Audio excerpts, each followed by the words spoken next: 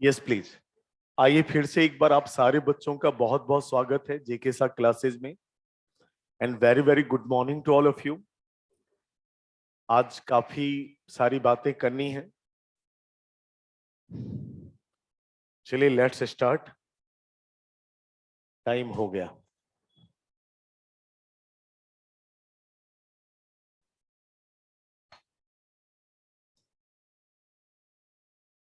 देखिए, last class में हमने स्टॉक का एडजस्टमेंट एंट्री आपसे डिस्कस किया था फाइनल टच में। इसमें हमने आपको बताया था कि जब भी कोई बेचने वाली चीज आप खरीदते हैं तो आपकी एंट्री होती है purchase account debited to cash और टू क्रेडिटर्स। और इसको बेचने के अलावा कोई भी अदर यूज करते हैं, जैसे हमने कहा लॉस बाय फायर, तो हमारा लॉस बढ़ा और हमारा क्या कम हुआ? स्टॉक। तो loss by fire to stock, यानी स्टॉक की जगह हमें परचेज वर्ड यूज करने हैं। सैंपलिंग के रूप में बांट दिया, सैंपलिंग टू परचेज।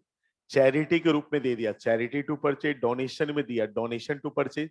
मतलब जो भी आपने किया उसको डेबिट करें और टू परचेज क्रेडिट करें।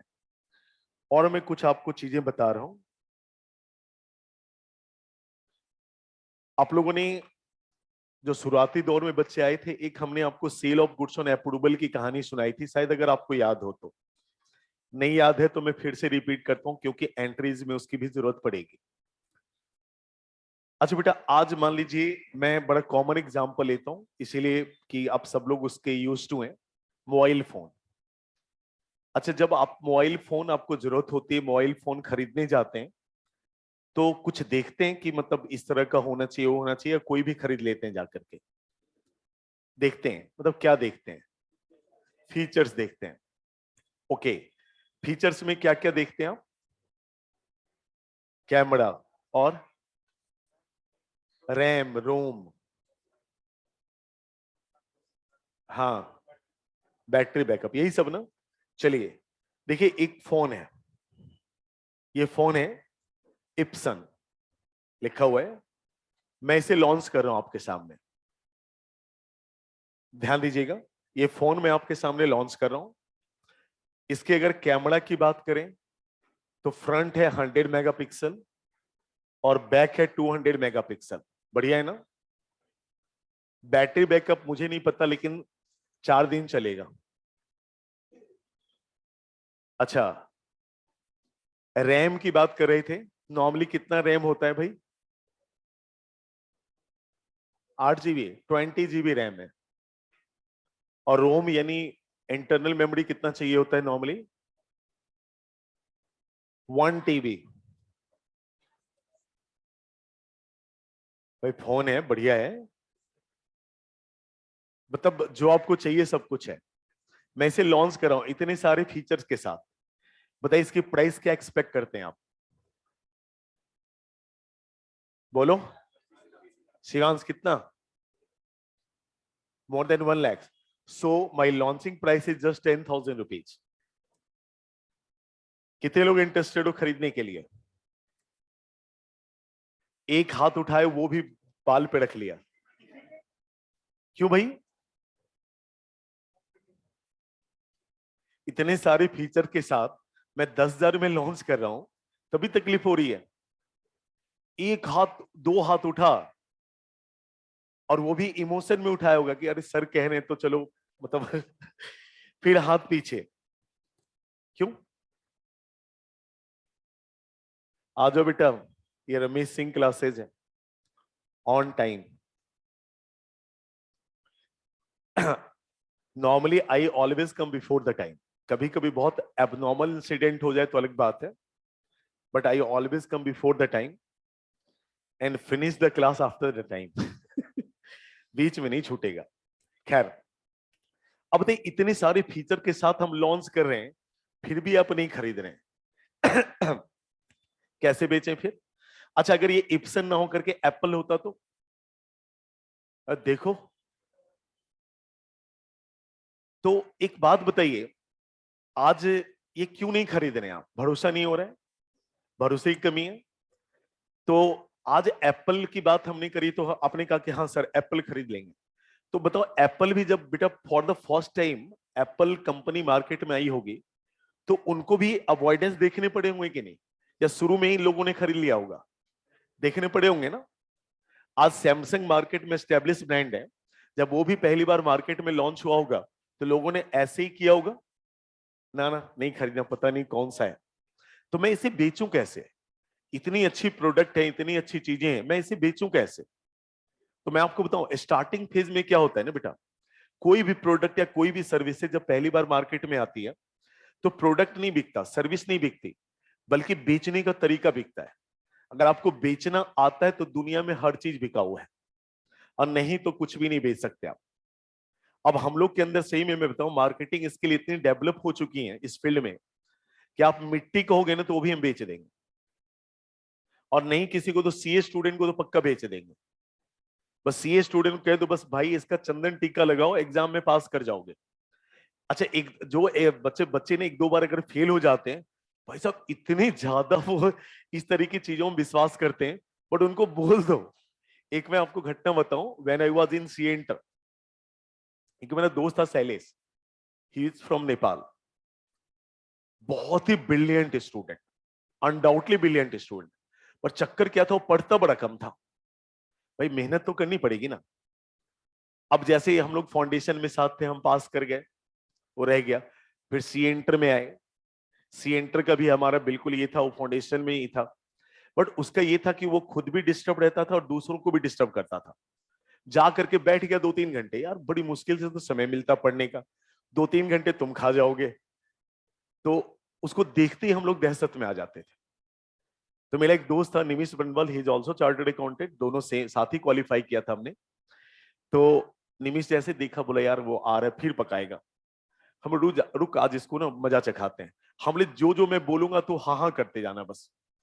बोले ठीक है। मैं फटाक से मेरे टॉवेल लिया, बाथरूम में चला गया, उधर से आया, उधर वो आकर के बैठा हुआ था, गया वहां पे।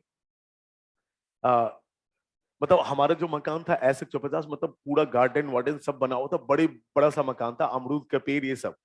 गया था वहां पे, मंदिर छोटा सा बना रखा था, वहां गया और ऐसे लेकर के, हाँ, तो टीका लगाने लगा। तो अच्छा उसकी आदत थी पूछने की, करिए ये क्या लगा रहे हो। हम बोले, हम बोले भाई मैं गया यहाँ ना ये मिट्टी है, मैंने शिरडी से मंगवाया हुआ है, साईं बाबा के ना चरण के नीचे की मिट्टी है ये। भाई साहब एक बार लगाया, देखा हमने कुछ नहीं पढ़ा था, पास।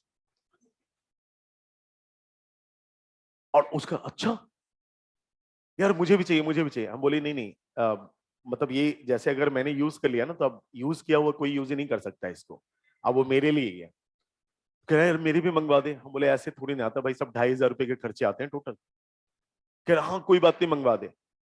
तुम लोग निमी सो जो, तूने मम्मी के लिए मंगवाया था ना। हाँ। वो कह रहा हाँ हाँ। हम बोले कि दे दे इसको, अभी तो एग्जाम के बाद ना हम लोग घर जाएंगे तब ले जाना, तब तक में तो वो लॉट दूसरा आ जाएगा, तो तब तक अभी तो यूज हुआ ही नहीं, दे दे इसको। बोले ठीक है। क्या हाँ भाई दे दे दे दे दे दे। हम बोले पैसे तो दे, 2,500 रुपए। कह रहे यार अभी तो 500 रुपए पड़े हैं। तो हम बोले नहीं ऐसे नहीं होता बेटा, इसमें उधार उधार नहीं होता, 2,500 रुपए चाहिए। अच्छा रुक मैं अभी तुरंत लेकर के आ रहा हूँ। भागा, तब तक मैंने एक कागज का टुकड़ा उठाया, जाकर के वहीं अमरूद के पेड़ के नीचे से मिट्टी उठाया, बंद करके मंदिर में रख दिया। आए उधर से, हम बोले वहां पे 2,500 रुपये रख दिया, और वहां पे पुड़िया रखा है, उठा ले। उठा के भाई कैसे कैसे लगाना है। बोले कुछ नहीं, सुबह सुबह जगना है, फ्रेश फ्रेश होकर के नहा वहा लेना, उसके बाद जाकर के हाथ जोड़ करके लगा लेना, बस और कोई खास प्रोसेस नहीं है इसका।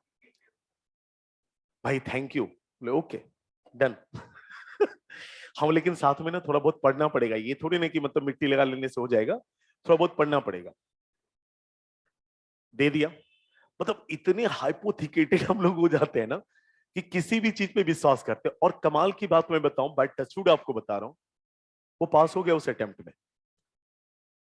देखिए पास उससे थोड़ी ना हुआ, भाई एक मन में विश्वास जगा, पढ़ना शुरू किया, हो गया पास। तो कहने का मतलब क्या है कि बेचने आना चाहिए। अब जैसे मैंने कहा कि सपोज करो मुझे अपना ये मोबाइल बेचना है, ये मेरा अपना मोबाइल मुझे बेचना है, बताओ किसको मैं बेचूं, बताओ किसको बेच करके दिखाऊं। जादू को। अब देखो जैसे जादू, मान लो जादू को वाकई में एक मोबाइल फोन की जरूरत है, भाई जरूरत होगा तभी लोग खरीदेगा। अब ये मेरी दुकान पे आया, हम लोग और भाई साहब कैसे हैं, भाभी जी कैसे, बच्चे कैसे। हाँ, दुकानदार ऐसी तो बात करता है और क्या। और उसके बाद जितने प्यार से बात करे समझ लो उतना लंबा काटने के चक्कर में। कभी आप गोल्ड वाले शॉप पे जाते हैं, देखते तुरंत कोल्ड ड्रिंक्स मंगाएगा, तुरंत ये मंगाएगा, क्योंकि उसको पता है लंबा काटेंगे इसको। तो खैर सारी बात हुई। हमने कहा भाई साहब आपको पता है आपको एक मोबाइल फोन की जरूरत थी, आपने मुझसे कहा था, अब इनको जरूरत तो ही है। उनका हाँ हाँ। हम बोले ये देखो सर, मैं आपको गारंटी बताऊं 100 पीस मंगवाया था, हाथों हाथ निकल गया। मैं तो अपने सेल्समैन को बोला था 1 पीस रख लो, भाई साहब को देना है मुझे, मतलब वो हमारे बहुत ही प्यारे कस्टमर है। अब ये हाथ में लेंगे मोबाइल, अच्छा ये कौन सा है, ये इप्सन कंपनी है, कौन सा है। भाई साहब इप्सन को नहीं जानते आप जापान चले जाओ हर दूसरे बंदे के हाथ में आपको ये फोन दिखेगा, इतना बढ़िया फोन है ये, फीचर ये वो ऐसे वैसे सारा मैंने बखान कर दिया कि मुझे ही पता ही कौन सा जापान जाकर के चेक करने वाले हैं, जो बोल रहे हैं बोलो। खैर धीरे धीरे मैं इनको पॉजिटिव कर रहा हूं, मान लीजिए हमारे रेगुलर कस्टमर है, धीरे धीरे मैं इनको पॉजिटिव कर रहा हूं। फिर बातचीत हुई, मैंने कहा भाई साहब बस 10,000 का फोन है, देख लो 6 महीने के अंदर ये 50,000 का ना हो जाए तो बेकार। मुझे पता है फिर भी ना जब इनको एक्चुअली में 10,000 निकालने पड़ेंगे ना, तो इनके दिमाग में इफबट होगा कि यार पता नहीं क्या है नहीं है, कहीं फंस तो नहीं रहे हैं, मतलब इस तरह की बातें आएंगी, बहुत तरह की बात आएंगी, लेकिन पॉजिटिव हो चुके हैं। फिर हम इनसे कहेंगे भाई साहब अच्छा बताओ दिक्कत क्या आ रही है आपको।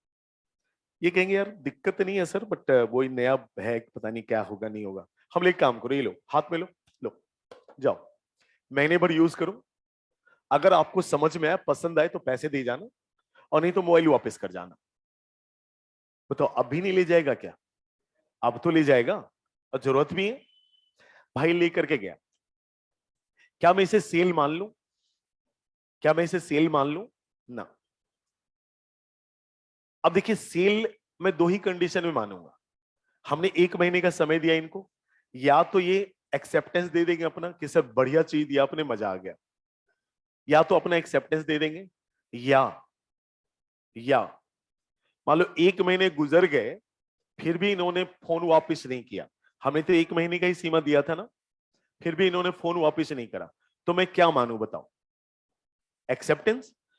तो अब सवाल है कि जिस समय हमने इनको सामान दिया, स्टॉक तो गया हमारे पास से कि नहीं गया, स्टॉक तो गया ना, बट क्या ये सेल हो चुका है, नहीं हुआ है ना, बट स्टॉक गया, एंट्री तो करनी पड़ेगी बेटा। तो हम कैसे करेंगे,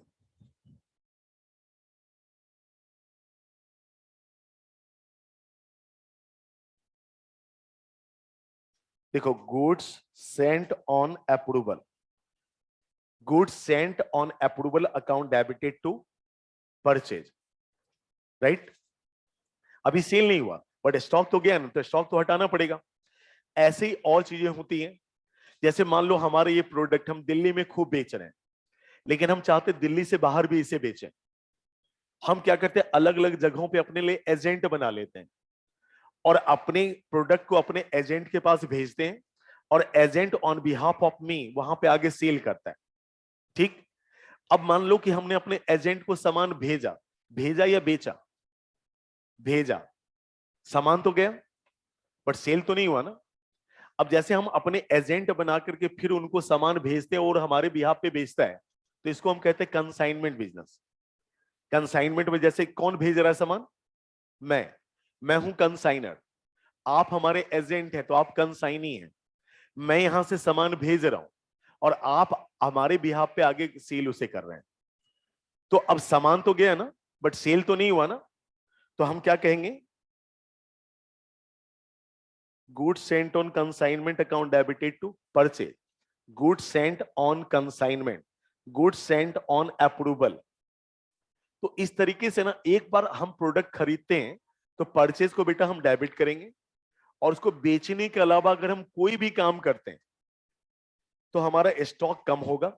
यानी कि परचेज की जगह हम आपको बता दें ये स्टॉक है, रिड्यूस हो रहा है, तो स्टॉक हमारा कम होगा, और अदर जो भी यूज करेंगे हम उसे डेबिट करेंगे। ठीक है, ओके ओके। अब आइए, देखिए, अभी हमने बिजनेस में होने वाली बहुत सारी घटनाओं के बारे में आपके बताया, और भी कई सारी नई नई चीजें हमारे सामने आती रहेंगी। कई सारे चीजों को हमने बताया। सबसे पहले बेटा, बिजनेस में जो भी एक्टिविटीज होती हैं, हम उनको लिखते हैं। लिखने को हम कहते हैं जर्नलाइज करना, मतलब जर्नल एंट्री पास करना। जहां पे हम सबसे फर्स्ट इंस्टेंस में लिखते हैं, उसको हम कहते हैं जर्नल। जर्नल जर्नल यानी रोजनामचा। जर्नल को हम यूं भी कहते हैं बुक ऑफ ओरिजिनल एंट्री। जैसे हमारे बिजनेस में कोई भी एक्टिविटीज होती है ना, सबसे फर्स्ट इंस्टेंस में जहां पे लिखते हैं उसका नाम है जर्नल। देखा है कभी बेटा जी आप लोगों ने जर्नल? नहीं देखा है तो दिखाता हूं आपको। ये जर्नल, दो चार लाइनें मैं छोड़ रहा हूं कुछ लिखने के लिए।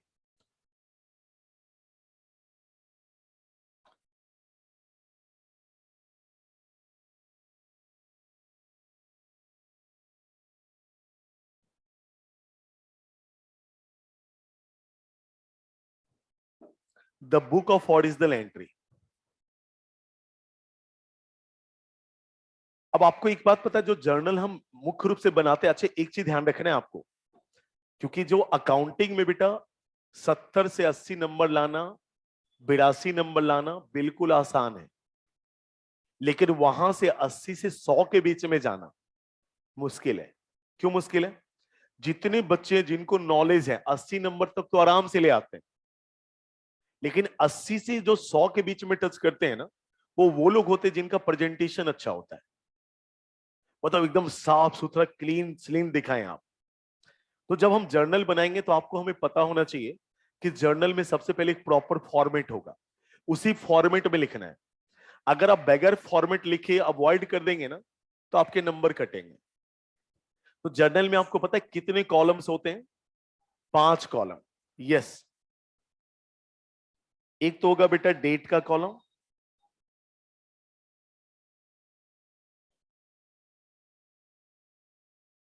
पर्टिकुलर्स, LF, डेबिट और क्रेडिट। ये 5 कॉलम होते हैं। जर्नल विल है 5 कॉलम्स। अब क्या होता है, मान लो जिस दिन जो भी घटनाएं घटी, मान लो सपोज करो जनवरी 1 को आपने बिजनेस की शुरुआत की 10 लाख रुपए कैश से। तो बताओ कैश आपके बिजनेस में आया कि गया? क्या करें इसको? Cash account debited 10 lakh. किसने दिया 10 लाख रुपया? ऑनर ने। तो ऑनर के नाम की जगह पे हमें क्या लिखना है? Capital, to capital account.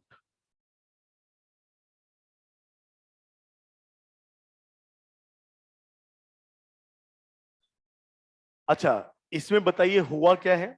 ये जो एक्टिविटीज हमने रिकॉर्ड की, इसमें हुआ क्या है? हमारे बिजनेस में 10 लाख रुपए कैश ऑनर ने दिया। लेकिन आप तो समझ जाएंगे क्योंकि आप अकाउंट्स पढ़ रहे हैं या पढ़ेंगे, लेकिन जो आपके फाइनेंशियल स्टेटमेंट का यूजर्स होगा, क्या जरूरी है सारा अकाउंट्स पढ़ा लिखा होगा? नहीं। उनको कैसे समझ में आएगा? तो जानते, एक नरेशन लिखेंगे। नरेशन यानी कि एक स्टेटमेंट लिखेंगे, उस स्टेटमेंट के थ्रू हम उनको समझाने की कोशिश करेंगे। तो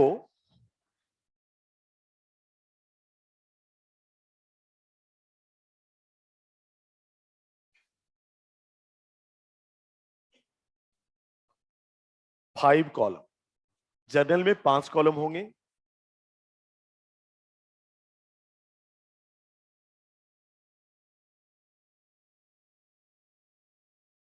precise explanation of recorded activities.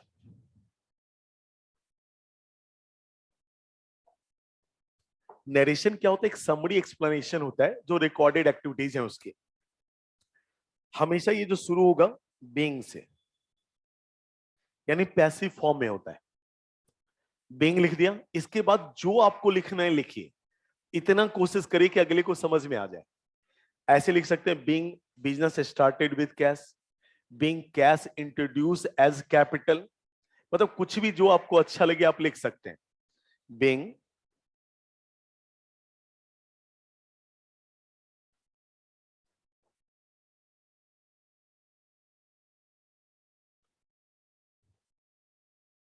Being business started with cash.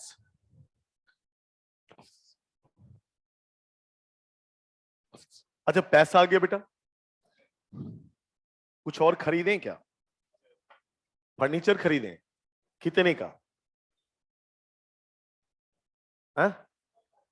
ओ भाई, वर्किंग कैपिटल नहीं लिखेगा, 10 लाख का खरीद लेगा फर्नीचर, तो वर्किंग कैपिटल भी रख। बिजनेस करेगा डुबा ही देगा तुम एकदम से। सुनिए, अब 2 लाख का चलिए हमने फर्नीचर खरीदते हैं, 2 लाख का फर्नीचर खरीदेंगे तो फर्नीचर आएगा डेबिट, और क्या जाएगा बेटा? तो furniture account debited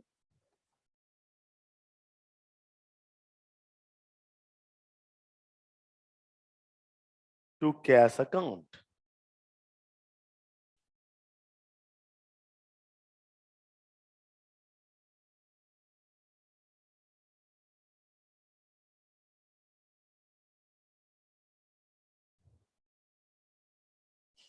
being furniture purchased. अब देखिए इस तरीके से जो जो एक्टिविटीज होंगी हम उनको रिकॉर्ड करते चले जाएंगे। ठीक, सबसे पहला काम तो हमें यही करना है। लेकिन एक बात तो, ये सारे काम हम कर क्यों रहे हैं? हम क्या जानना चाहते हैं बिजनेस के बारे में? बताइए, जब हम ये सारे काम कर रहे हैं तो हमें ऑब्जेक्टिव पता होना चाहिए ना कि आखिर ये हम बिजनेस के बारे में क्या जानना चाहते हैं। बिजनेस का परफॉर्मेंस एंड पोजीशन, कि पूरे अकाउंटिंग ईयर में बिजनेस में जो एक्टिविटीज हुई हैं उन एक्टिविटीज का रिजल्ट क्या रहा, परफॉर्मेंस जानना चाहते हैं। और पोजीशन, उस बिजनेस की फाइनेंशियल पोजीशंस क्या है। तो केवल लिखने से नहीं होगा, इसका और भी कुछ करना पड़ेगा। जो सेकेंड फेज होता है जिसको हम कहते हैं क्लासिफाइंग, ये तो रिकॉर्डिंग हो गया। सेकेंड फेज होता है क्लासिफाइंग। क्लासिफाइंग का मतलब होता है लेजर का बनाना, लेजर का प्रिपरेशन। लेजर क्या होता है पता है? एक रजिस्टर्ड होता है। Ledger is nothing but one kind of registered. सुनते जाइएगा। अब होता क्या है कि हमने बिजनेस में हमारा कैश आया, अभी मतलब कैपिटल से आया, बेचेंगे तब भी आएगा, डेटर भी देगा, तो कई बार हो सकता आ जाए। सामान एक ही बार हम खरीद लेंगे या कई बार खरीदेंगे? कई बार खरीदेंगे। सामान एक ही बार बेचेंगे, कई बार बेचेंगे।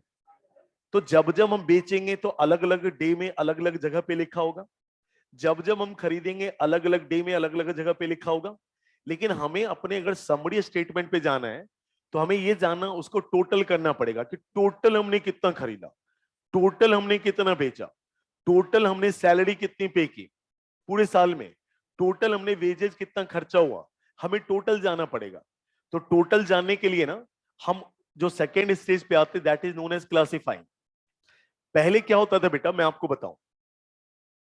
पहले जो होता था, आप देखते हैं कि कोई भी आइटम या तो डेबिट हो रहा है या तो क्रेडिट हो रहा है। तो इनिशियली हम क्या करते थे, 2 रजिस्टर बनाते थे, एक तो डेबिट रजिस्टर और एक क्रेडिट रजिस्टर। एक डेबिट रजिस्टर और एक, मतलब कैसा बनता था मैं आपको दिखाता हूं।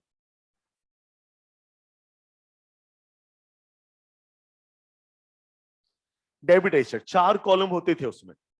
देखिए, एक तो डेट का,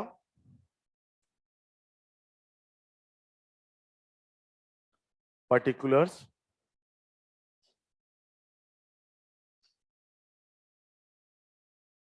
और अमाउंट। और ऐसा ही same to same credit register.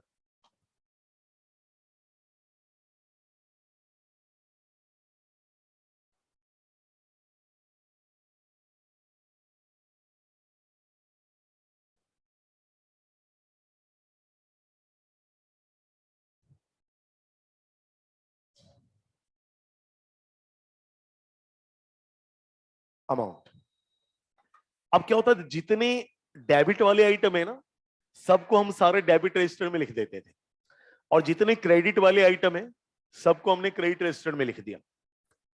लेकिन अब एक चीज बताइए यार, मान लो हमारे बिजनेस में कई बार कैश आया, 50 लाख आया, तो आया होगा तो डेबिट किया होगा हमने, तो डेबिट रजिस्टर में लिखा होगा। कई बार कैश गया, कई बार कैश गया, तो क्रेडिट हुआ होगा, उसको हमने कहां लिखा होगा? क्रेडिट रजिस्टर में। अब जो हम स्टेटमेंट्स अपने बनाते हैं, हमने कहा यार 50 लाख आया, कई बार आया, 30 लाख गया, कई बार में गया, तो नेट बचा हुआ कितना है? 20 लाख। 20 लाख बचा हुआ है। लेकिन जितनी बार आया सब डेबिट रजिस्टर में लिखा होगा, जितनी बार गया सब क्रेडिट रजिस्टर में लिखा होगा, तो कितना बचा है ये हमें कैसे पता चलेगा? हमें पूरा डेबिट रजिस्टर ढूंढना पड़ेगा, फिर क्रेडिट रजिस्टर ढूंढना पड़ेगा कैश के आइटम को, तब जाके कंपेयर करेंगे। क्योंकि आपको पता है आगे की जो भी कहानी होगी बैलेंसिंग फिगर से होगी। तो फिर आप डेबिट रजिस्टर में जाकर के ढूंढिए कि कहां कहां कैश आया हुआ है, क्रेडिट रजिस्टर में जाकर ढूंढिए। तो जानते हैं ये चीजें आसान नहीं बल्कि मुश्किल होने लगी। तो हमें लगा यार नहीं, हर इंडिविजुअल आइटम हमारे यहाँ पे डेबिट भी हो रहा है और क्रेडिट भी हो रहा है। तो हम ऐसा क्यों ना करें, अभी क्या था, दो रजिस्टर बना रहे थे, डेबिट और क्रेडिट, और सारे आइटम को उसी में रख रहे थे। अब हम क्या करेंगे, हर इंडिविजुअल आइटम के लिए दो रजिस्टर बनेगा। भाई मान लो कैश आया और गया भी, तो डेबिट भी हुआ क्रेडिट भी हुआ। परचेज हुआ और परचेज का अदर भी यूज हुआ, तो डेबिट भी हुआ क्रेडिट भी हुआ। तो हम ऐसा क्यों ना करें कि हर इंडिविजुअल आइटम के लिए दो रजिस्टर बनाए, debit as well as credit. तो हमने क्या किया, अब जो लेजर बनाने शुरू कर दिए 8 कॉलम्स के, देख रहे हैं, 4 फॉर डेबिट और 4 फॉर क्रेडिट।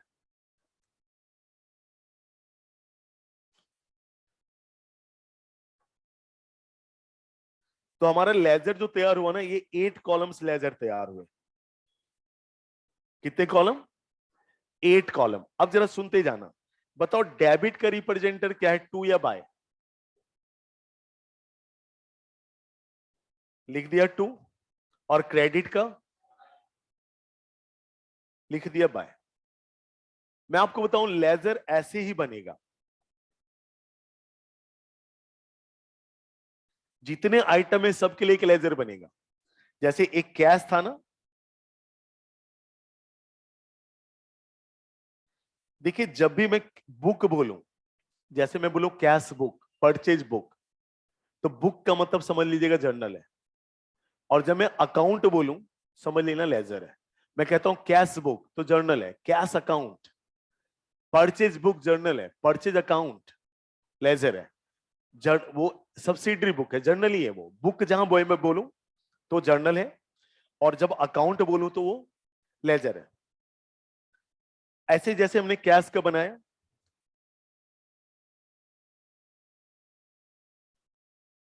मान लो हम कैपिटल का भी बनाएंगे।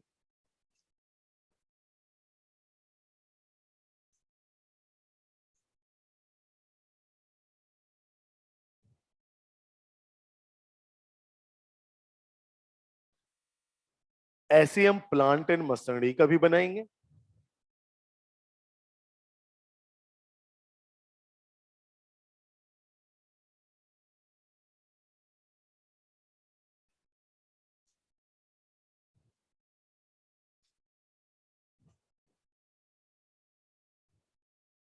टू और बाय।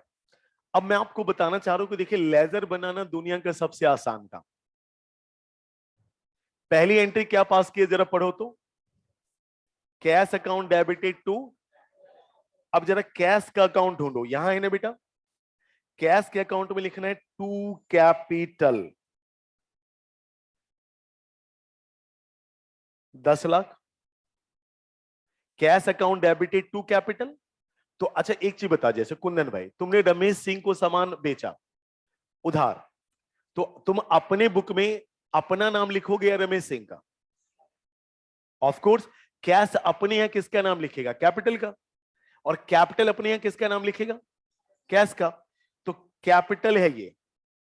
अच्छा बताओ, cash account debited to capital, तो ये टू है, और यहां पे क्या होता है? बाय। पता है ना, हमने काट कर बताया कि जहां पे ये हो साइलेंट होता है।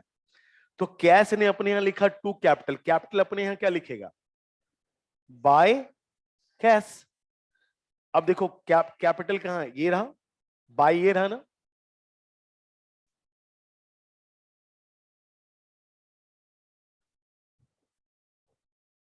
जानते टू वाले में बाय, बाय वाले में टू, टू वाले में बाय, बाय वाले में टू, बस यही है लेजर बनाना। अच्छा बताओ सेकेंड एंट्री क्या पास किया तुमने? सारे एटलीस्ट नॉन कॉमर्स वाले बच्चे ध्यान दो। Plant and machinery account debited to, तो बताओ प्लांट एंड मशीनरी में क्या लिखें? To cash. देखो टू इधर लिखा हुआ है ना, टू कैश 2 लाख। कैश में क्या लिखें? By plant and machinery. Plant and machinery to cash, तो टू वाले में बाय, बाय वाले में टू, तो बाय प्लांट एंड मशीनरी। अब मान लो जैसे हमने सैलरी का पेमेंट करा, salary account debited to cash, तो सैलरी में क्या लिखेंगे? To cash. कैश में क्या लिखेंगे? By salary. अच्छा wages due but not paid, wages account debited to outstanding wages, wages में क्या लिखेंगे? To outstanding wages. और आउटस्टैंडिंग वेजेज में क्या लिखेंगे? Bye wages. मतलब टू वाले में बाय, बाय वाले में टू, टू वाले में बाय, बाय वाले में टू, टू वाले में बाय, बाय वाले में टू। ऐसे करना है, एकदम आसान है, इसमें कोई दिमाग थोड़ी लगाना। टू वाले में बाय, बाय वाले में टू। जैसे हमने कहा डेटर से सपोज करो पेमेंट मिला, cash account debited to debtor, cash account debited to, तो कैश में क्या लिखेंगे? एंट्री क्या है? Cash account debited to debtor, तो कैश में क्या लिखेंगे? साइन शांत रहो। Cash account debited to debtor, तो कैश में क्या लिखेंगे? पता नहीं यार क्यों मैं इन लोग को पढ़ा रहा हूं, 10वीं बार बोल रहा हूं अभी। कैश में क्या लिखेंगे बेटा? To debtor. और डेटर में क्या लिखेंगे?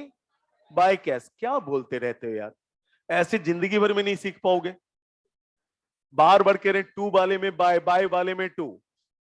अच्छा एक बात बताओ, क्रेडिटर को पेमेंट किया, तो creditor account debited to cash, creditor account debited to, तो क्रेडिटर में क्या लिखेंगे? To cash. कैश में क्या लिखेंगे? Bye creditor. टू वाले में बाय, नीचे वाले में ऊपर, ऊपर वाले में नीचे। अच्छा बताओ रेंट का पेमेंट किया, rent account debited to cash, तो रेंट में क्या लिखेंगे? To cash. और कैश में बाय रेंट। भाई कोई अलग हो रहा है इसमें? इस तरीके से क्या होगा, हमारा लेजर बन करके तैयार हो जाएगा।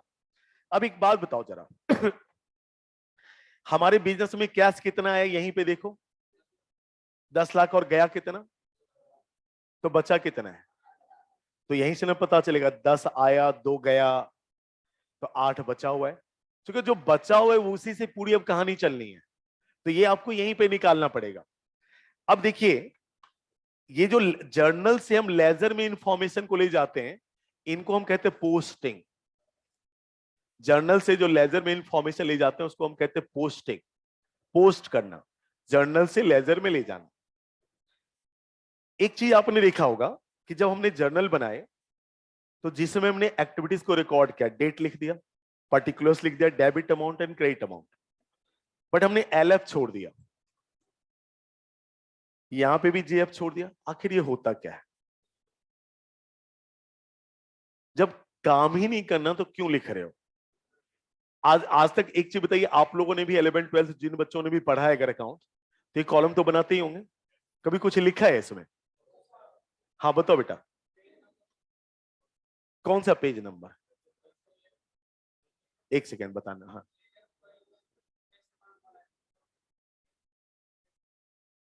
बहुत सुंदर, बहुत अच्छा बताया बेटा। एक्चुअली जानते हैं इसका प्रैक्टिकल यूज है। प्रैक्टिकल क्या यूज है?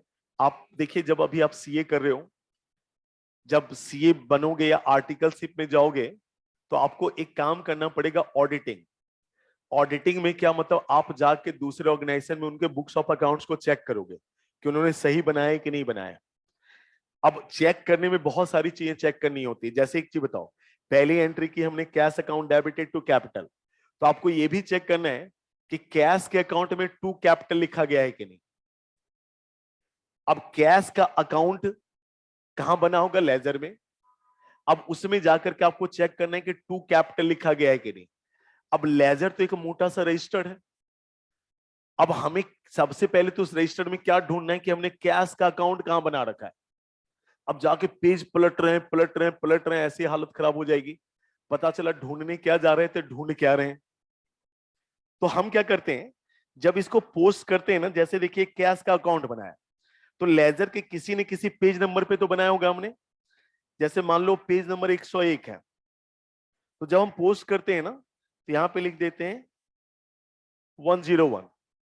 तो सीधा क्या होगा, हम लेजर खोलेंगे, उसके पेज नंबर 101 पे जाएंगे और चेक कर लेंगे कैश का अकाउंट लिखा होगा, और उसमें देखेंगे टू कैपिटल लिखा हुआ है कि नहीं। मान लो कैपिटल का अकाउंट ये है, इसको हमने बनाया 130 पे, पेज नंबर 130 पे, तो यहां पे क्या लिखा होगा 130। तो ये पेज नंबर है, प्रैक्टिकल यूज में आता है।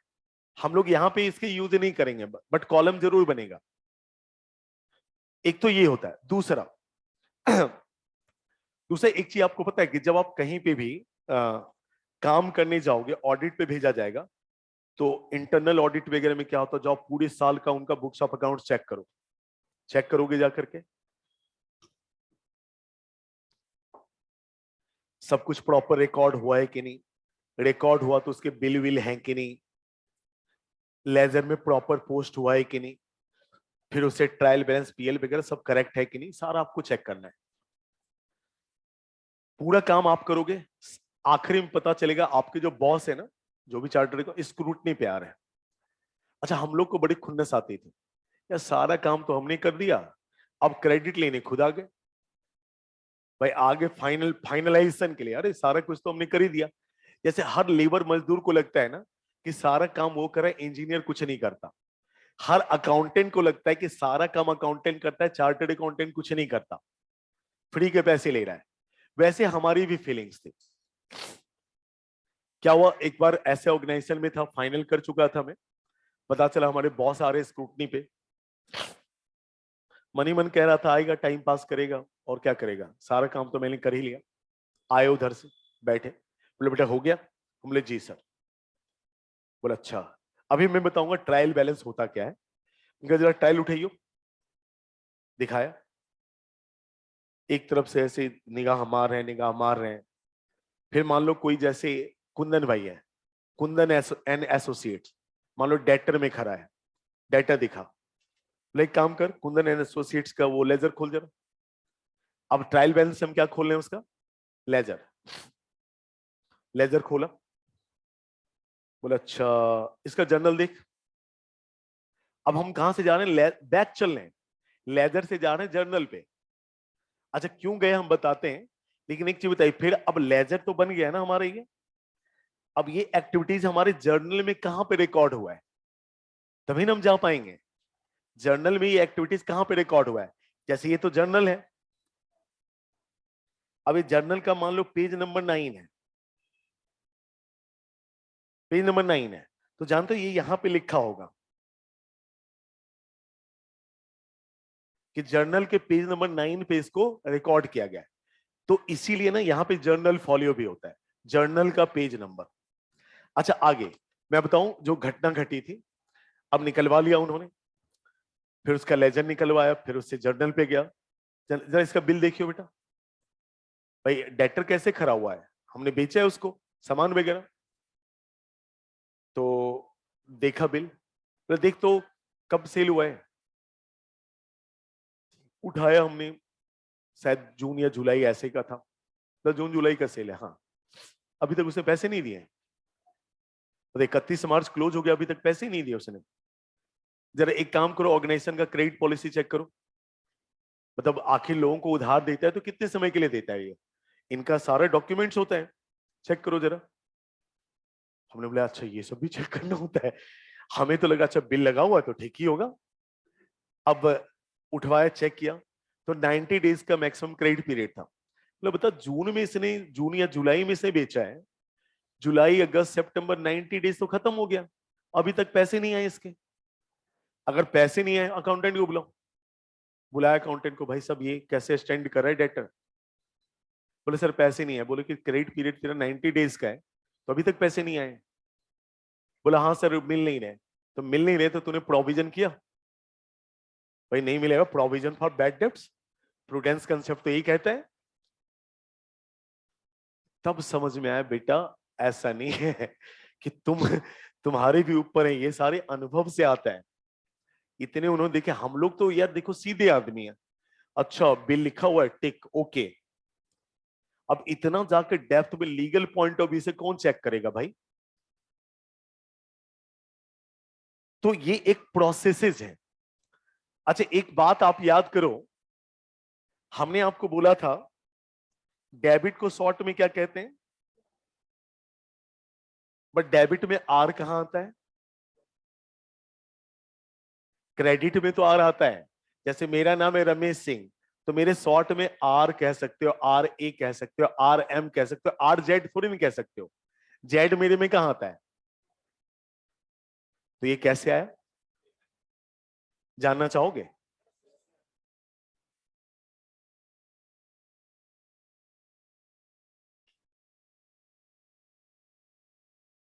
ये देखो, दिस इज द इंडिकेशंस।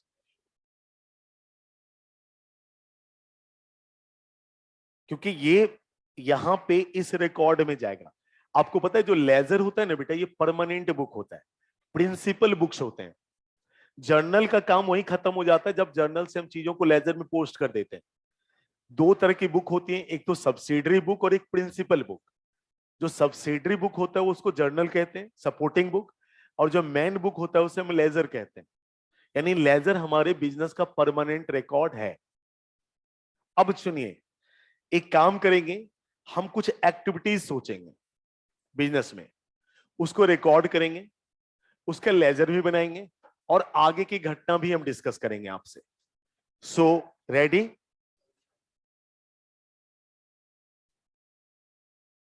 आइए जरा प्रोसेस में आइए।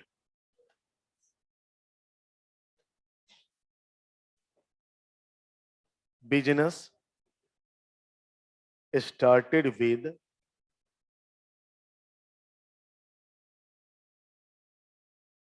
cash 10 lakhs,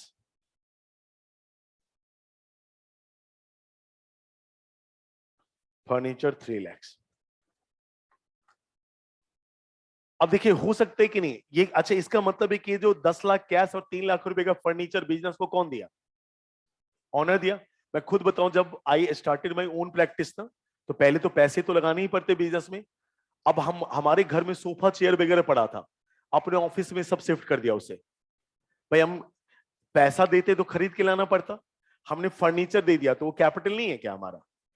तो ये दोनों ही हमारे कैपिटल है। अब जरा ईमानदारी से बताना, बिजनेस में बेटा कैश आया के गया? फर्नीचर आया के गया? किसने दिया? तो एंट्री क्या बनेगी?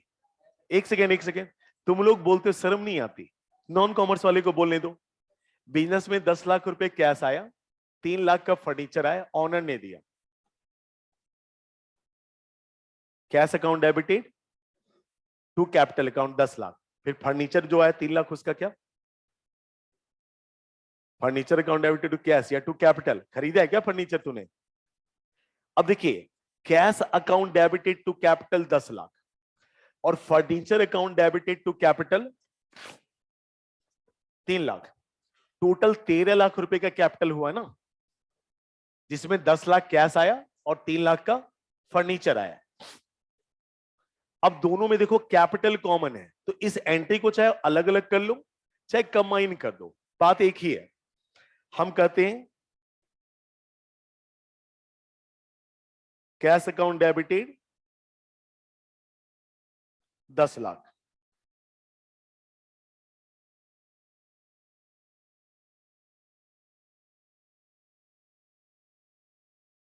टू,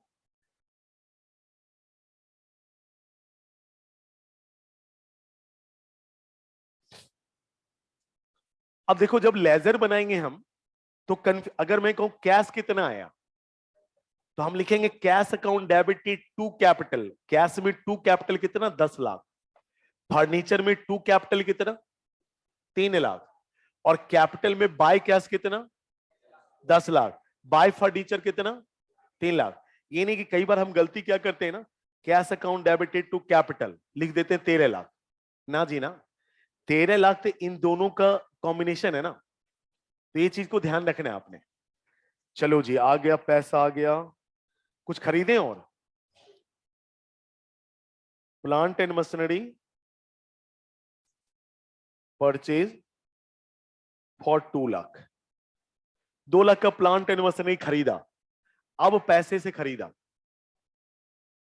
एंट्री क्या होगी? पहले सोचो, पहले घटना सोचो, आंख बंद करके नहीं। प्लांट एंड मशीनरी आया कि गया? और क्या गया बेटा? दोनों एसेट्स हैं, एक एसेट बढ़ा दूसरा घटा, तो जो बढ़ता है डेबिट, जो घटता है credit.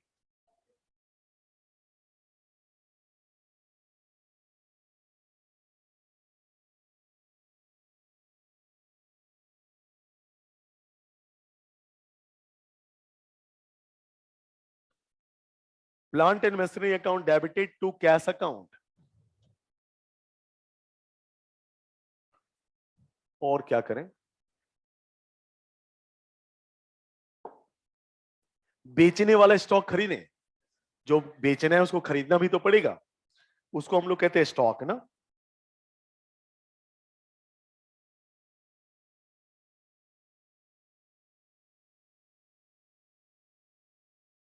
By cash 6 lakh, on credit 4 lakh. 6 lakh का नगद, 4 लाख का उधार। बेटा खरीदा तो है दोनों ही केस में, नहीं खरीदा है तो स्टॉक तो आया कि गया, तो उसको हम क्या कहते हैं? परचेज। देखिए इसको अभी आप मत नोट करिएगा, दो दो एंट्री पास कर सकते हैं। एक तो purchase account debited,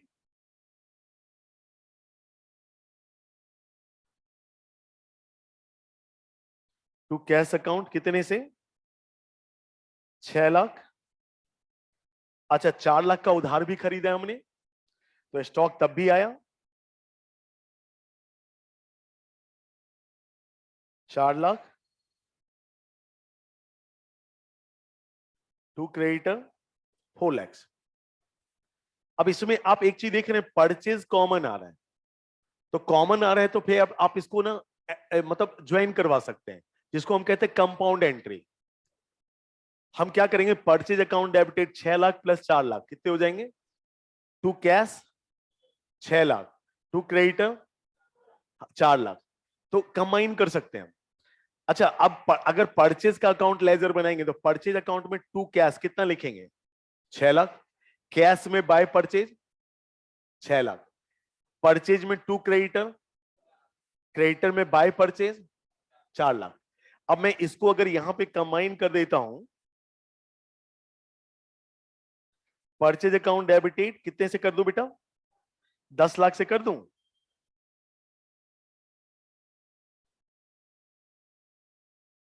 to cash 6 lakh,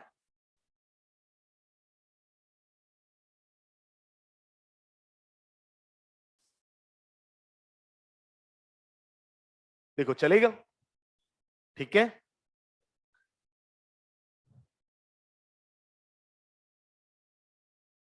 wages paid किया हमने,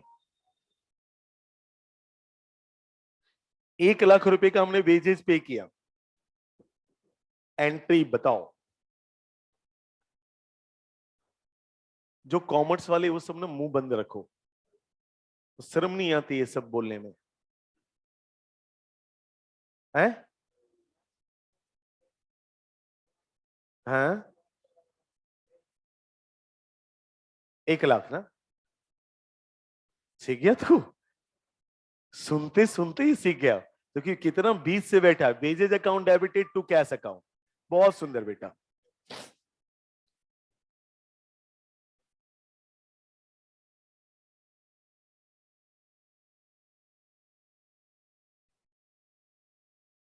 बहुत सुंदर, मजा आ गया, आज तो पार्टी साटी होगी। अच्छा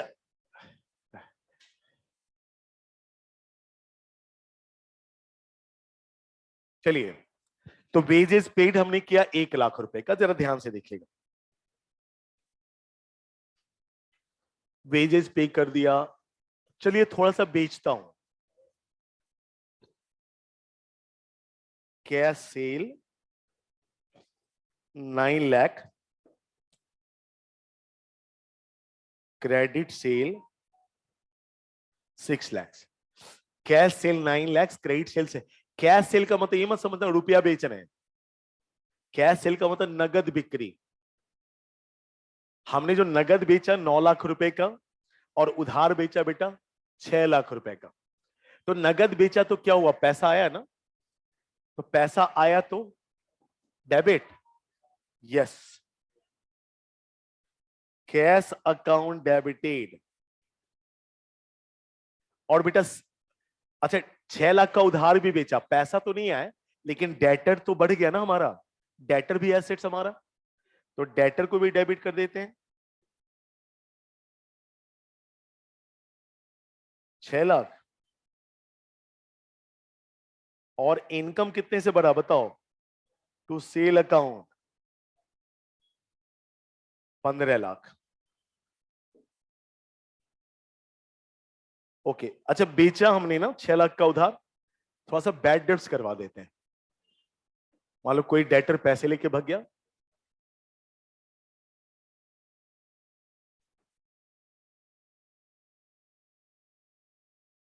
बैड डेट्स हो गया 30,000 का, मतलब डेटर हमारा 30,000 से बैड हो गया, मतलब कोई पैसे लेके भाग गया, तो लॉस हो गया ना बेटा, 30,000 से लॉस हो गया ना।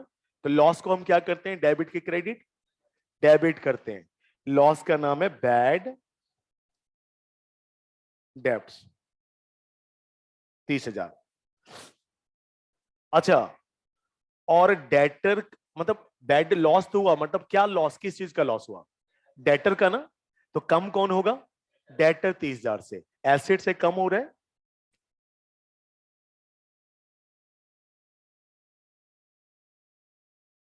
Bad debts account debited to debtor. और क्या करें,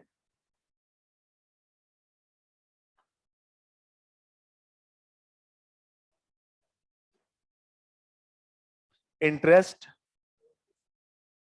रिसीव्ड, कहीं से भी आया हो। अच्छा इंटरेस्ट रिसीव्ड रुपीज 1,50,000, तो इंटरेस्ट रिसीव हुआ मतलब क्या आया, पैसा आया होगा, मतलब रिसीव हुआ तो कुछ ना कुछ तो आया ना, पैसा आया, तो कैश अकाउंट डेबिटेड। दूसरा क्या नाम आएगा बेटा, टू इंटरेस्ट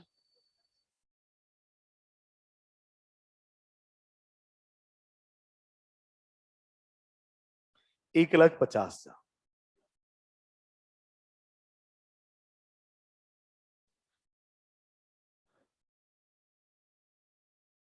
किसी पैसे मंगवाए थोड़ा बहुत डेटर से, भाई डेटर है तो देनदार है तो पैसे भी तो देगा थोड़ा बहुत।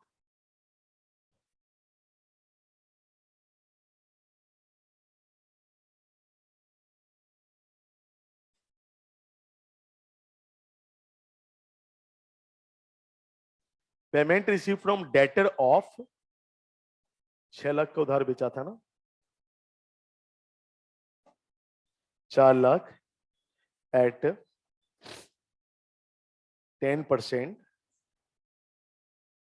अब बेटा 4 लाख का डेटर था, जब उसने पेमेंट दिया तो हमने 10% उनको ऑफ कर दिया, तो पेमेंट कितना आया होगा, 3 लाख। लॉस कितने का हो गया, 40,000 का। कौन एंट्री करेगा, नॉन कॉमर्स वाले में कोई हिम्मत दिखाओ, यस बताओ बेटा।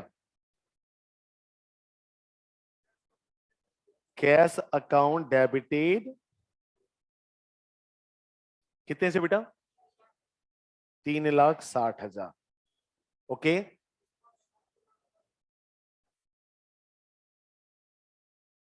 डेबिटेड 40,000।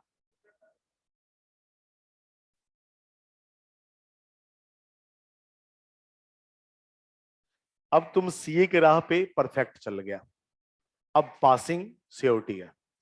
जब इंसान सोचने लग जाए ना, बताने लग जाए, तो समझ लो अब निकल गया वो, अब नहीं रुकेगा ये। अच्छा थोड़ा क्रेडिटर को भी पेमेंट कर दें क्या, अब भाई डेटर से आया थोड़ा क्रेडिटर को दे दो।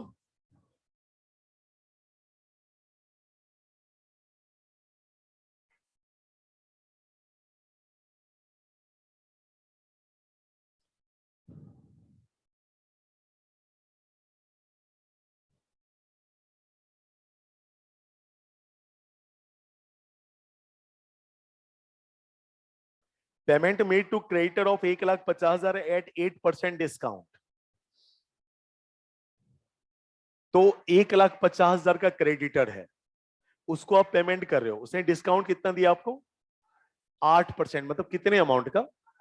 12,000 का। तो हमने पेमेंट कितना करा होगा?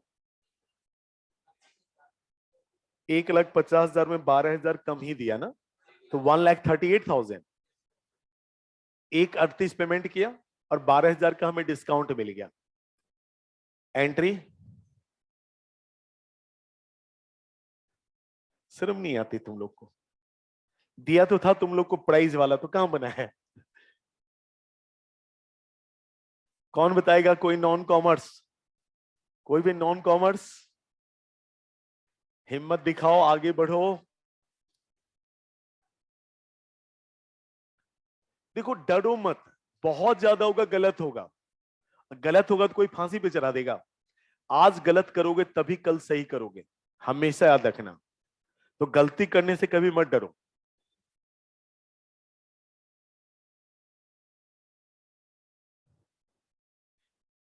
बता। ठीक है बेटा, कितने से? 1,50,000 से। ठीक ठीक। टू कैश अकाउंट कितना? 138। हाँ। To discount received. Very good, बहुत अच्छा कोशिश।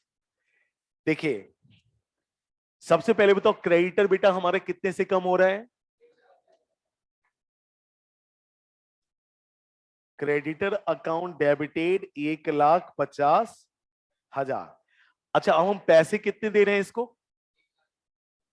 To cash 1,38,000।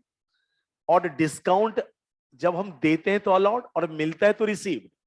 तो कितना मिला है डिस्काउंट बेटा हमें? To discount received account. Very good. चलो एक और आखिरी ले लेते हैं।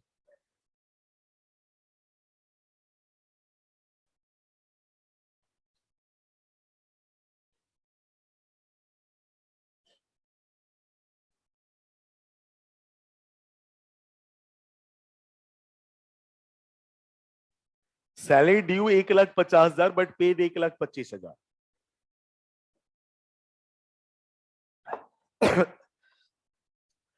यानी खर्चा हुआ 1,50 का बट पे हमने किया 1,25,000। तुम क्या चाहते हो? कॉमर्स वाले से पूछें? वैसे किसी को मौका नहीं दिया, कॉमर्स वाले से पूछूं मैं?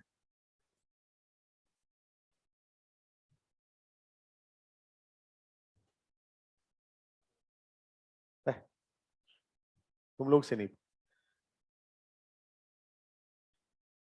आप बताओ बेटा। सैलरी यानी खर्चा हुआ 1,50,000 बट हमने पे किया 1,25,000। कितने से बेटा? बहुत सुंदर। क्या डेबिट या क्रेडिट? बहुत अच्छा। 1,25,000। एक्सेलेंट, ताली बजाओ बच्चे के लिए यार। देखो salary account debited 1,50,000 to cash account 1,25,000 to outstanding salary 25,000। बहुत सुंदर। देखो कोशिश किया तो अब समझ में आना शुरू हुआ। देखो हर कुछ संभव है बेटा दुनिया में, मेहनत से। आइए जरा इतना ही रखते हैं। करोड़ों एंट्रीज हो सकती हैं बट हमें फ्लो समझना है, तो हम इतना ही रखते हैं। अब यहां के बाद जो हम नेक्स्ट स्टेप पे जाते हैं, हम बनाते हैं लेजर। तो first we have to decide कि हमें कितने लेजर बनाने हैं। हर इंडिविजुअल नेम के लिए हम एक लेजर बनाएंगे। 1 2 3। ठीक है? 4 5। तो बोलो ना। बोलो सर कैश का पहले ही तो बना लियो, दो दो बनाओगे क्या? तो इसका तो बन चुका है कैश का। परचेज का नहीं बना है ना? 5 कैश का बन गया है। क्रेडिटर का नहीं बना है। 6 वेजेस का 7 कैश का बन चुका है, कैश का बन चुका है। डेटर का 8, सेल का 9, बैड डेट्स डेटर का बन चुका है, कैश का बन चुका है 11, कैश का बन चुका है 12, डेटर का भी बन चुका है, क्रेडिटर का बन चुका है ना ये 13, सैलरी का नहीं बना है ना 14, 15, 15 बनेंगे। अब देखिए मैं आपको बताऊं, दुनिया का सबसे मुश्किल काम करने जा रहे हैं हम, वो लाइन खींचने वाला। सबसे अकाउंट में सबसे अगर कोई इरिटेटिंग वर्क है तो लाइन खींचना, उसके बाद तो कुछ है ही नहीं। अभी मैं बच्चों को लास्ट टाइम फाइनल अकाउंट पढ़ा रहा था, फाइनल अकाउंट एनपीओ वगैरह पूरा बनाना होता है। तो मैंने आखिरी बोला कि बेटा बताओ सबसे मुश्किल काम आपको फाइनल अकाउंट एनपीओ में क्या लगा? बोला सर वो लाइन खींचना, बाकी कुछ नहीं है। करना तो पड़ेगा बेटा। अब देखो 15-15 लेजर बनाने पड़ेंगे, बनाएंगे।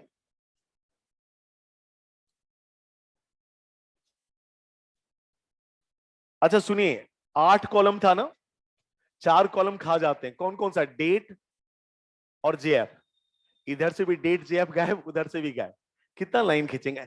बट एग्जाम में बनाएंगे।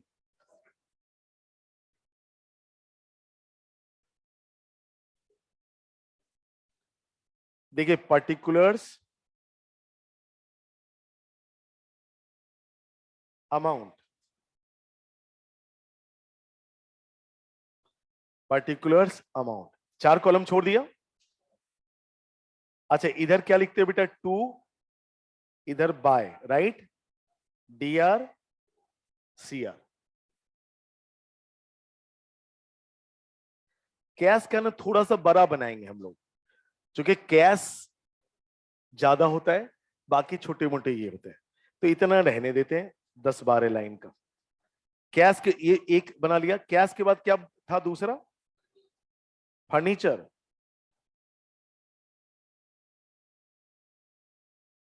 फर्नीचर अकाउंट,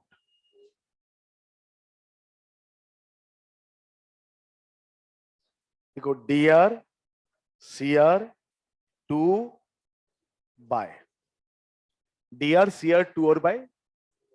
जोशी जी खींचते रहिएगा line.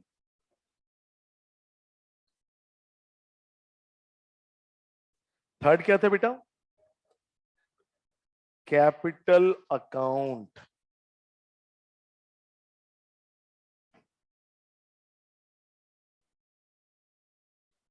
D R C R to और bye.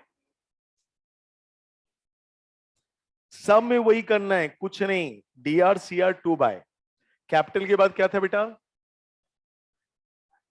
Plant and machinery.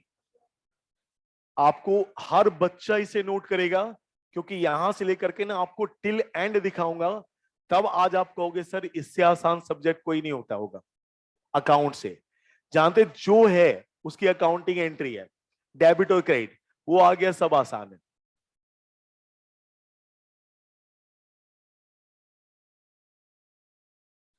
D R C R to और बाय। फोर्थ फिफ्थ क्या है बेटा? वेजेज, परचेज वर्चेज सब गायब हो गया है।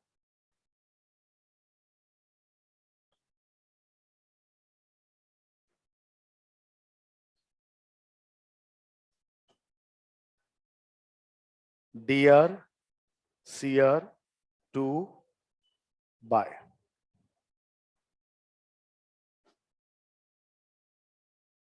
क्रेडिटर,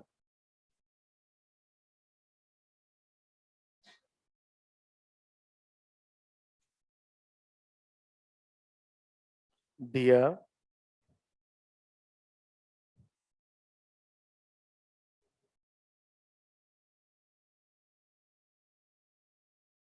वेजेज,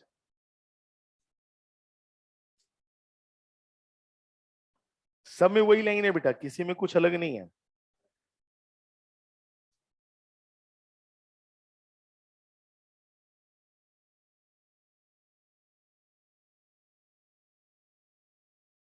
वेजेस के बाद डेटर है ना,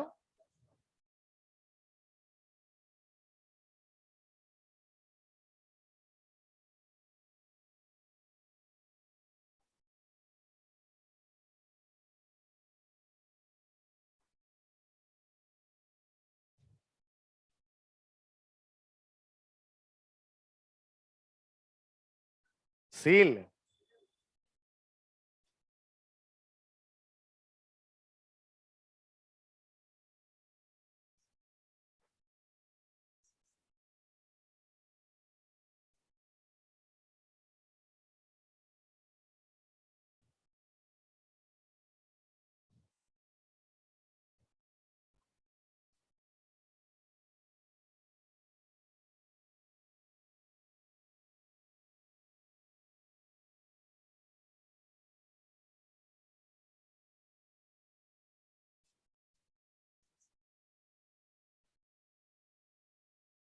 फिर क्या बच्चे,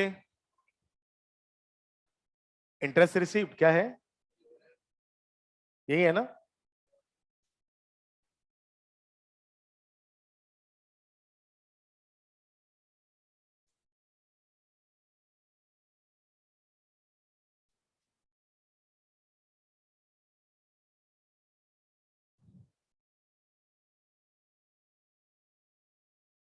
फिर क्या है, डिस्काउंट अलॉट।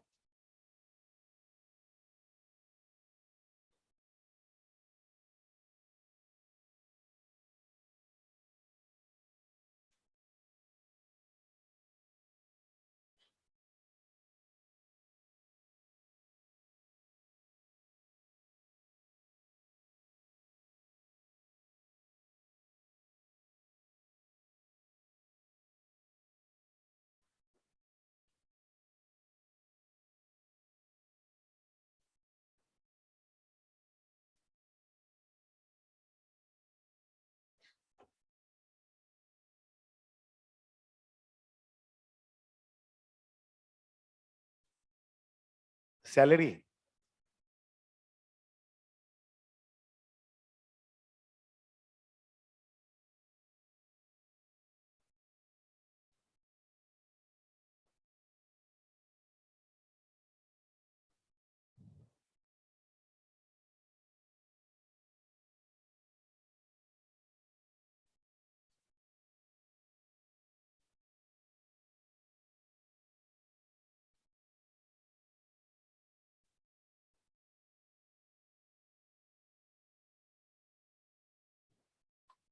Yes please. जितने थे बस सबका हमने वही किया, DR CR2 बाय।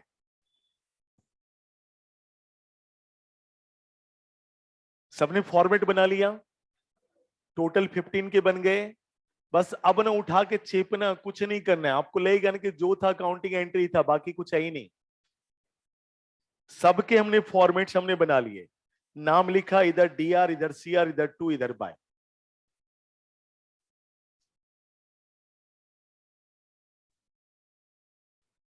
अच्छा अब एक काम करते हैं हम लोग, बेटा एंट्री पढ़ना शुरू करते हैं। पहली एंट्री पढ़िए, cash account debited to capital account. अलग अलग पढ़ेंगे। कितना, 10 लाख ना। Cash account debited to capital account कितना, तो कैश में क्या लिखेंगे बेटा, टू कैपिटल।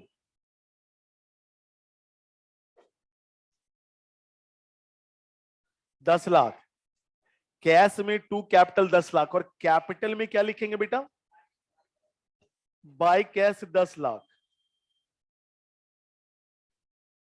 कोई भी कॉमर्स वाले बच्चे अभी नहीं बोलेंगे, ठीक है, तुम लोग केवल देख लेना।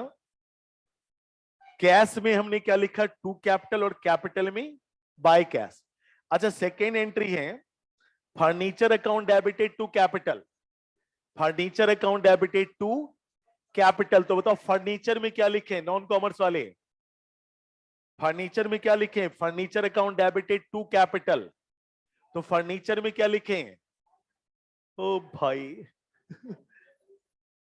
Furniture account debited to capital, तो फर्नीचर में क्या लिखे, टू कैपिटल। कितने? और कैपिटल में क्या लिखें?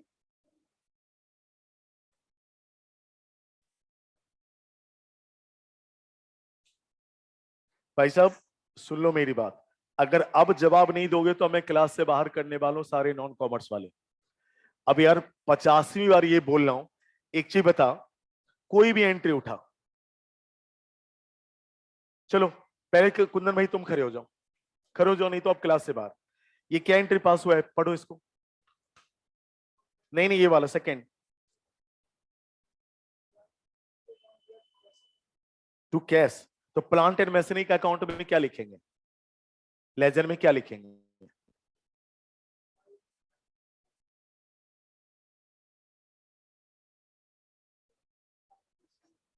प्लांट एंड मशीनरी में प्लांट एंड मशीनरी का ही नाम लिखेंगे। हाँ? क्यों आ गया सीए करने यार, किस बंदे ने एडवाइस करा है?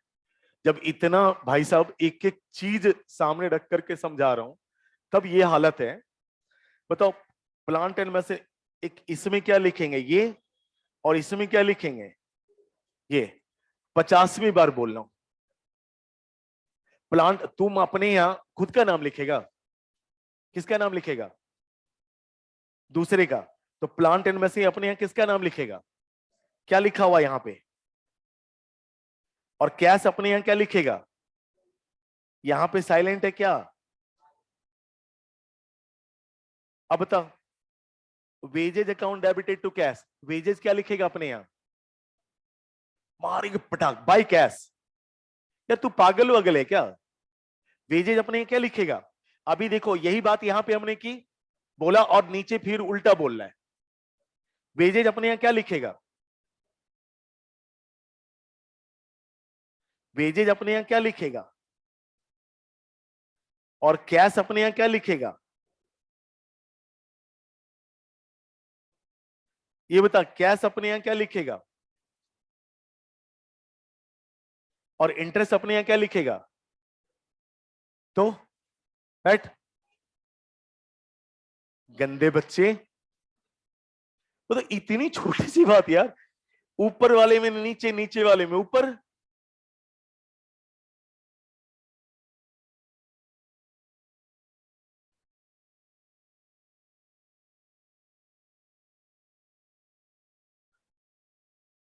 चलो बताओ सेकेंड एंट्री क्या है? सेकेंड एंट्री क्या है? प्लांट एंड मशीनरी हमने खरीदा, plant and machinery account debited to cash. बताओ प्लांट एंड मशीनरी अपने यहां क्या लिखेगा? केवल नॉन कॉमर्स वाला बोलेगा, टू कैश 2 लाख। और कैश अपने यहां क्या लिखेगा? पट्टी हटा, पट्टी हटा, तुमसे कह रहा हूं, कैश अपने यहां क्या लिखेगा?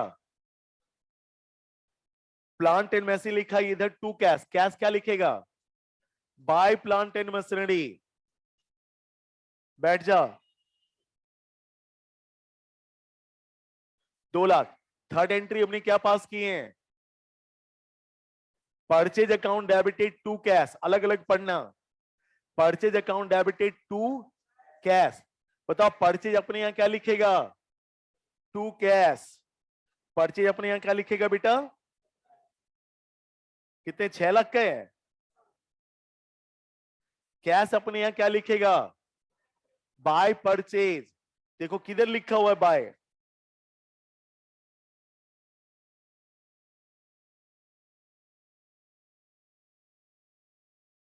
फिर उधार खरीदारी हुई है, purchase account debited to creditor account, यही हुआ है ना? Purchase account debited to creditor account. Purchase अपने यहां क्या लिखेगा? To creditor. परचेज क्या लिखेगा?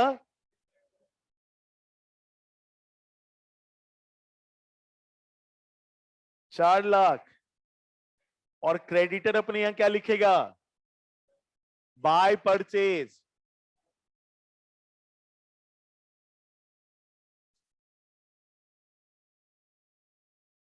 चलिए फिर क्या हुआ? वेजेज पे किया, हम लिखा wages account debited to cash. Wages अपने यहां क्या लिखेगा? To cash. कितना? और कैश अपने यहां क्या लिखेगा? By wages.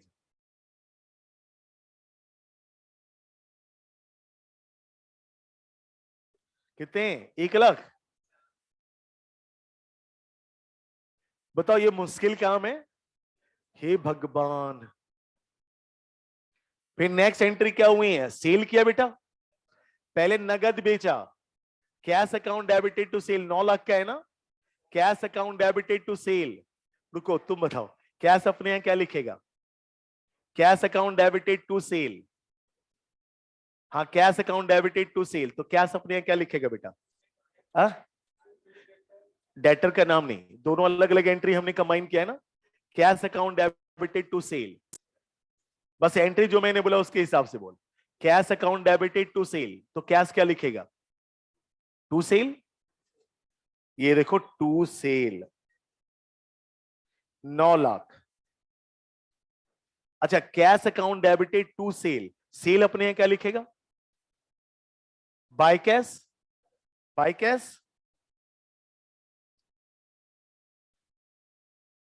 सेल कहां गया भाई? By cash 9 lakh. फिर दूसरी एंट्री है इसमें, debtor account debited to sale. Debtor account debited to sale, तो डेटर क्या लिखेगा? To sale. और सेल क्या लिखेगा? By debtor. बस यही तो कहानी है पूरा। बैठ जाओ, फिर से खड़ा करूंगा। Debtor account debited to sale, तो डेटर में टू सेल, 6 लाख है ना? डेटर में टू सेल और सेल में बेटा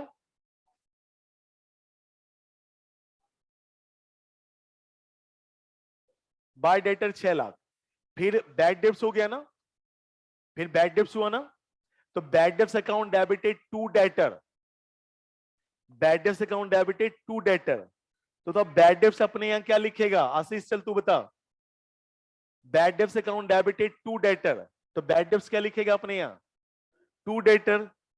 ये लो जी, टू डेटर कितना हो गया? कितने का बैड हुआ था? 20,000। 30। Bad debts to debtor, debtor अपने यहां क्या लिखेगा?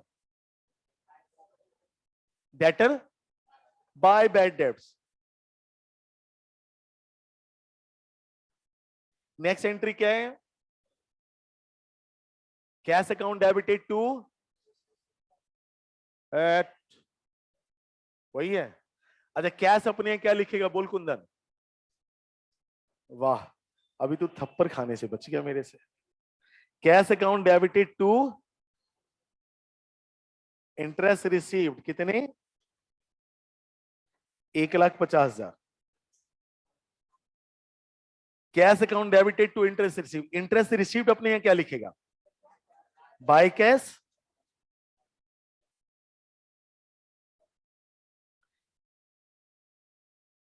$1,50,000। फिर नेक्स्ट एंट्री पर cash account debited, discount account debited, पढ़ो लिखा हुआ है, टू डेटर। तो बताओ cash account debited to debtor कितना? जानता है जो डेटर है ना, 4 लाख है, जिसमें कैश आया 360, इसको दो भागों में बांट सकते हो। Cash account debited to debtor 360, discount allowed debited to debtor 40,000, और दोनों को मिलाकर के डेटर हुआ 4 लाख। तो cash account debited to debtor 3,60,000, तो cash account debited to debtor, तो कैश में क्या लिखें? To debtor. कैश में 3,60,000, और डेटर में क्या लिखे बेटा? By cash 3,60,000, 3,60,000। अच्छा, फिर क्या है? डिस्काउंट अलॉड टू डेटर, दो एंट्री को हमने कंपाउंड किया, डिस्काउंट अलॉड टू डेटर, तो डिस्काउंट अलॉड में क्या लिखें? टू डेटर, कितना बेटा? डिस्काउंट अलॉड में टू डेटर, और डेटर में बाय डिस्काउंट अलॉड।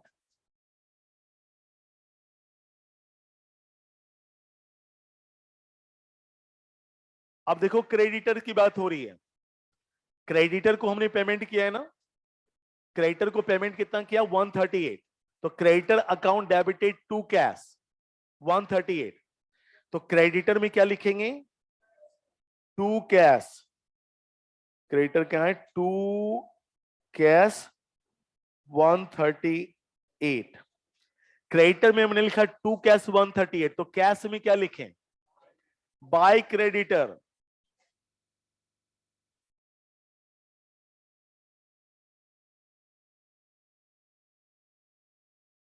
वन 138, फिर सेकेंड क्या creditor account debited to discount received, तो creditor account debited to discount received, तो क्रेडिटर में क्या लिखें टू 12,000, डिस्काउंट रिसीव्ड में क्या लिखें क्या बाय क्रेडिटर 12,000। अच्छा salary account debited to outstanding salary, यही है ना, अच्छा टू कैश भी है, salary account debited to cash कितना पे कितना किया, तो salary account debited to cash 1,25,000, तो सैलरी में क्या लिखें टू कैश 1,25, तो कैश में भी लिखना पड़ेगा कुछ बाय सैलरी,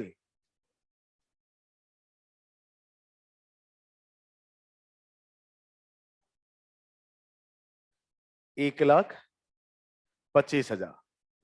अच्छा दूसरा भी एंट्री है salary account debited to outstanding salary, salary account debited to outstanding salary, तो सैलरी में क्या लिखें टू आउटस्टैंडिंग, और आउटस्टैंडिंग सैलरी में क्या लिखेंगे बाय सैलरी, बताओ क्या मुश्किल काम है ये, टू वाले में बाय, बाय वाले में टू, टू वाले में बाय, बाय वाले में टू, टू वाले में बाय, बाय वाले में टू, हे भगवान अगर ये सब नहीं होगा तो फिर भाई मैं तो जब आया था जानते हो मुझे लगा दुनिया में सबसे आसान काम है सीए बनना, बस यही है पूरे सीए में कहानी है ये, एक लाइन नहीं समझ सकते हम। अच्छा अब देखिएगा सारा प्रोसेसिंग, आपको मैं बताऊं स्टिल दुनिया के किसी बिजनेस के फाइनल अकाउंट तक दिखाऊंगा और ये साबित करूंगा अगर थोड़ा बहुत कहीं तुम्हें सोचना है तो बस एंट्री पास करने में, डेबिट और क्रेडिट करने में, उसमें भी मैंने कितने तरीके आपको दिखाए। हम लोग से तो अब कोई एक बार एक बच्चा बोला कि सर प्यार मोहब्बत करने की क्या एंट्री होगी, हम बोले अच्छा तुम क्या ट्रीट करते हो उससे, प्यार मोहब्बत जो करते हो, तो बोला कि सर प्यार हम लोग सबसे पहले बताओ इसमें मॉनेटरी इंपैक्ट है क्योंकि हम लोग फाइनेंशियल अकाउंटिंग कर रहे हैं ना, तो there must be involvement of the money, बोला हाँ सर गर्लफ्रेंड पे खर्च वर्च करते हैं ना, हमने ठीक है, तो हम बोले कि एक चीज बताओ तुम क्या समझते हो प्यार मोहब्बत को, एंटरटेनमेंट या संपत्ति, बोला सर एंटरटेनमेंट है, हमने शादी वादी नहीं ना करेगा ना, शादी करता तो सारे कैपिटल एक्सपेंडिचर होते हैं, बोला नहीं, तो बोले लिख एंटरटेनमेंट एक्सपेंस अकाउंट डेबिटेड, खर्चा हो रहा है ना तेरा, हाँ क्या गया, बोला सर पैसा, बोले लुक टू कैश, पैसा गया ना, बोला सर मोबाइल भी दिया था, बोले टू मोबाइल भी एसेट से हो जा रहा है, टू मोबाइल, मैंने बोला और बोल, सर उसके लिए किताबें भी खरीदी थी हमने, टू बुक्स, सब एसेट से ना जा रहे हैं ना, हम बोले फिर, बोला सर फिर किसी लायक नहीं रहा, हम लिख टू इंसॉल्वेंसी अकाउंट, भाई सारा देने के बाद तो दिवालिया ही हो जाओगे, तो टू इंसॉल्वेंसी अकाउंट, तो क्या मुश्किल है, तो तुम लोग भी समझ लो। और मैंने जब प्यार मोहब्बत किया था तो मुझे शादी करनी थी उससे, शादी करनी थी, तो मैं जितने भी खर्चे कर रहा था दैट वाज कैपिटल एक्सपेंडिचर। मैं जोड़ता चला गया, जो खर्चे कर रहा था ना मैं सोच रहा था this is nothing but one kind of investment, और इन्वेस्टमेंट का सर्टेन रिटर्न होता है, तो मैंने कभी फालतू खर्चे नहीं किए, जितना मैंने पे किया ना सबको दहेज में जोड़ करके ले लिया। और क्या भाई, ultimately I am a chartered accountant, if I am not following those rules how can I teach you, तो आपको तभी सिखाएंगे ना जब प्रैक्टिकली हमने किया हो।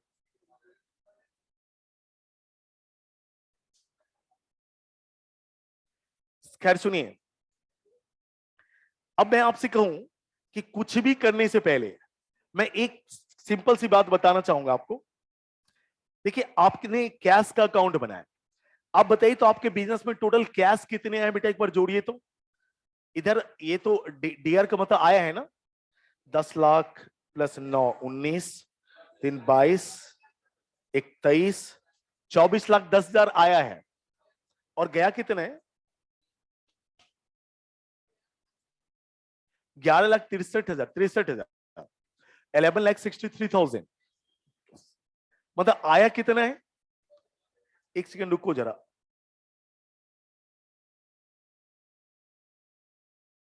मतलब 11, अच्छा कितना आया था? 24 लाख। और गया कितना बेटा? 11,63,000। अच्छा, ज्यादा आया है कि ज्यादा गया है? ज्यादा आया है। कितना ज्यादा? 12,43,000, 47,000, इतना ज्यादा आया है। सुनिएगा जरा बेटा, आगे की जो भी कहानी होगी ना, मैं आपको बताता हूं, हमें अभी नहीं पता उसके बारे में। मतलब नेक्स्ट प्रोसेस में हम जब जाएंगे तो हमें प्रीवियस प्रोसेस को क्लोज करना पड़ता है। कहने का मतलब ये कि आप किसी दूसरे के घर में जा रहे हैं तो अपने घर का दरवाजा बंद करके जाओ, नहीं तो पता चला आप किसी के घर में, आपके घर में कोई और, तो अपना दरवाजा बंद करोगे कि नहीं? अच्छा, दरवाजा बंद करने के लिए दरवाजा बराबर होने चाहिए, ऊंचा नीचा से भी काम चलेगा? बराबर होने चाहिए। अब इस घर को हमें क्लोज करना है। अब इधर हमारा अगर अमाउंट में बात करें तो इधर है 24,10,000 और उधर है 11,63,000। तो दरवाजा बंद होगा क्या? सवाल ही नहीं उठता। बराबर करना है ना हमें। कितना कम आ रहा है जरा बताना, कितना कम आ रहा है? 12 lakhs है,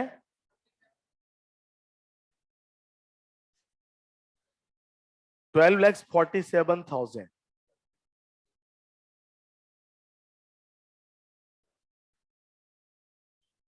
अब बराबर हो जाएगा क्या दोनों का? अब दोनों का 24,10,000 हो गया क्या? अच्छा, बराबर करने के लिए ना हमें इधर इतना जोड़ना पड़ा जी। 12,47,000 बहुत क्रूशियल है, जरा ध्यान सुनना। बहुत काम की चीजें है कुछ नहीं। 12,47,000। अच्छा, क्यों इधर लिखना पड़ा? क्योंकि इधर कम है, 12,47,000 कम है। क्यों इधर कम है? क्योंकि इधर ज्यादा है। और क्या भाई, इधर इसीलिए कम है ना क्योंकि इधर ज्यादा है। तो सुनिए, हंसा मत कर मेरे सामने। देखो, इसको हम कहते हैं balance, by balance. CD, CD का मतलब समझते हैं? Carry down. अच्छा, हमारे पास 24,10,000 रुपया आया, 11,63,000 गया, तो बच क्या गया हमारा? 12,47,000। जब अगले साल बिजनेस की शुरुआत करोगे तो स्टार्टिंग में पैसे कितने होंगे आपके पास? 12,47,000। बैलेंस इतना ही बचा ना। तो हम क्या करते हैं, यहां से इसको उठाएंगे और देखिए अगले साल ले जाएंगे टू बैलेंस बीडी 12 lakhs। ये हमने किया सीडी मतलब क्लोज, यानी कैरी डाउन। और ये बीडी का मतलब ब्रॉड डाउन, से पिछले साल का कुछ बचा हुआ तो अगले साल से शुरुआत में आता है ना, ओपनिंग में। तो ये हमने किया ब्रॉड डाउन। अच्छा, एक बात बताइए, ये जो बैलेंस है, डेबिट साइड का बैलेंस है या क्रेडिट साइड का बैलेंस है? बताओ किसका बैलेंस है? Balance is always known by the side which is higher. एक चीज बताओ ना, डेबिट साइड तुम्हारा था 24,10,000, क्रेडिट साइड कितना था? 1163। तो ज्यादा किसका था? डेबिट का। तो बैलेंस किसका? डेबिट का। Balance is always known by the side which is higher. और देखिए मैंने आपको एग्जाम्पल भी दे करके दिखाया था, नहीं, दो लोग को खड़ा करके कि वो तो बराबर काट देंगे तो भी किसका बचेगा, तो जिसका बचेगा उसी का ना बैलेंस।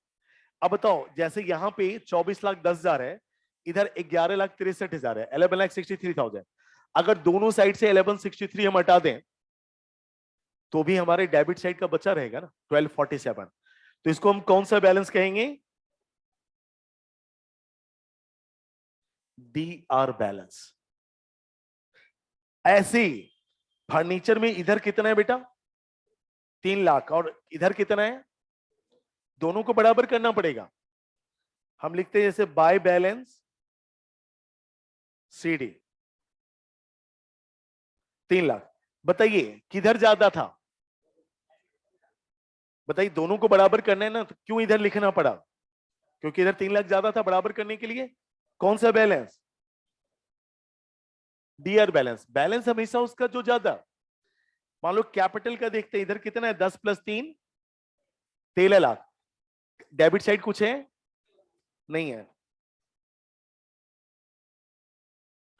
To balance CD। बताओ किधर ज्यादा था? किधर ज्यादा था? Credit side. तो कौन सा बैलेंस? CR balance.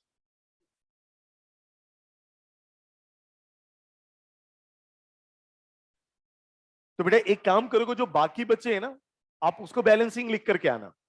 देखना जिधर ज्यादा है उसका बैलेंस होगा, जिधर कम होगा उधर लिख करके बराबर कर देना है हमें। इसको आपको लिख करके आना है, और आपसे कल मिलेंगे जो हमने टाइम आपको बता रखा है। So thank you so much. धन्यवाद आप सारे बच्चों को।